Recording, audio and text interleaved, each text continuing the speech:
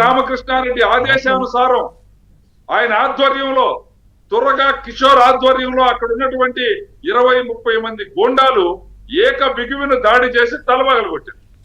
ఇదంతా కూడా ఉద్దేశపూర్వకంగా శేషగిరిరావు ఏదైతే అక్కడ ఏజెంట్ గా ఉండి ఈ ఈవీఎం మిషన్ల ధ్వంసాన్ని అడ్డుకునే ప్రయత్నం చేసినటువంటి వ్యక్తి ఉన్నాడో అతన్ని హతమార్చాలి, చంపాలి అనేటువంటిది పిన్నెల్లి రామకృష్ణారెడ్డి గారి యొక్క ఇంటెన్షను. దానికోసమే అక్కడ గూండాలు పురమాయించాడు. ఇక్కడున్న పిఓ, ఇక్కడున్న పోలీస్ అధికారులు కూడా సహకరించి అతన్ని బయటికి పంపించారు. అక్కడ పంపించాల్సిన అవసరం లేకపోయినా పోలింగ్ బూత్ లో నుంచి బయటికి పంపించారు. ఇది ఖచ్చితంగా 307 అప్లికబుల్ అయ్యేటువంటి అంశము. దీన్ని కూడా పరిగణలోకి తీసుకోకుండా ఉద్దేశపూర్వకంగానే వీళ్ళు ఎవరో గుర్తు తెలియని వ్యక్తులు, అన్నోన్ పర్సన్స్ ధ్వంసం చేశారని ఇచ్చారు.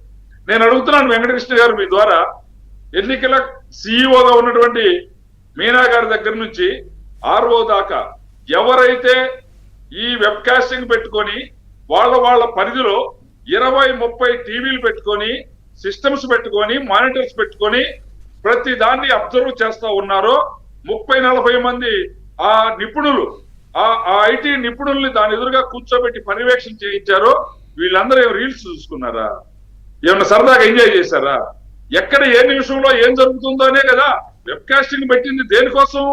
సమస్యాత్మక ప్రాంతాలుగా గుర్తించి నెల రోజుల ముందే ప్రకటించి ఈ ప్రతి బూత్ లో కూడా వెబ్ కాస్టింగ్ పెడుతున్నాం అని చెప్పి దారుణాలు అరికట్టడానికి పెట్టిన వెబ్ కాస్టింగ్ ఏం చేశారు?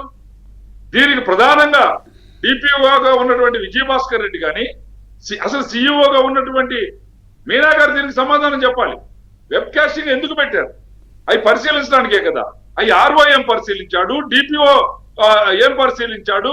అసలు ఈ వెబ్ కాస్టింగ్ ఎక్కడెక్కడైతే వీళ్ళకి ఫెసిలిటీ ఉందో వీళ్ళందరూ ఏం చేశారు?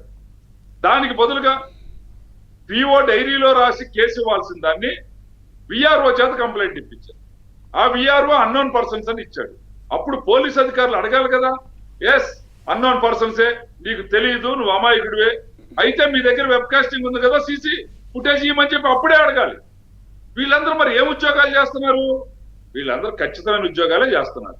జగన్మోహన్ రెడ్డి గారి ఆదేశానుసారం పనిచేస్తున్నటువంటి ప్రభుత్వ చీఫ్ సెక్రటరీ జవహర్ రెడ్డి గారి ఆజ్ఞ మేరకు ఎవరైతే ఈ సీనియర్ పోలీస్ అధికారుల కనుసన్నల్లో నడుస్తున్నటువంటి వ్యవస్థ ఉందో, ఈ దుర్మార్గమైనటువంటి వ్యవస్థ ఆదేశానుసారం వాళ్ళు ఏమి చెయ్యాలో, జగన్మోహన్ రెడ్డి ప్రభుత్వం ఏ విధమైనటువంటి, జగన్మోహన్ రెడ్డి యొక్క పాలన ఏ విధమైనటువంటి అరాచకాలకి దౌర్జన్యాలకి ఉందో దాన్నే వాళ్ళు అమలు జరిపారు. వాళ్ళ సిస్టంలో అండి మాచర్ల నియోజకవర్గంలో ఎన్నికలు ఇట్నే జరుగుతాయి, ఇట్నే జరగాలి. దీనికన్నా భిన్నంగా జరగడానికి వాళ్ళ రాజ్యాంగానికి వ్యతిరేకం. మాచర్ల నియోజకవర్గంలో ఒక్క పంచాయతీకి కానీ, మాచర్ల మున్సిపాలిటీలో ఒక్క వార్డుకి కానీ నామినేషన్ వేయలే ఎవరు.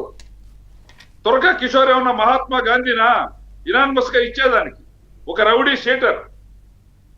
షీటర్ కి ఇనానిమస్ గా మున్సిపల్ చైర్మన్ ఇప్పించే దానికోసం, లేదా పంచాయతీల్లో వాళ్ళ అనుయాయుల్ని సర్పంచులుగా, ఎంపీటీసీలుగా, ఎంపీపీలుగా, జెడ్పీటీసీలుగా పెట్టుకోవడానికి ఇక్కడ నామకరణానికి లేకుండా చేసిన దాంట్లో ఒక్క నిమిషం శ్రీనివాస్ రెడ్డి గారు ఒక్క నిమిషం. ఇక్కడ ప్రసాద్ గారు నమస్కారం.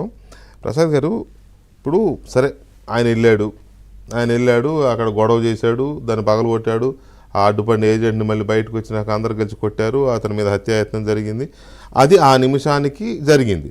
సరే అది కావాలని చేశాడా, ఆవేశంలో చేశాడా, డజంట్ మ్యాటర్, చేశాడా లేదా,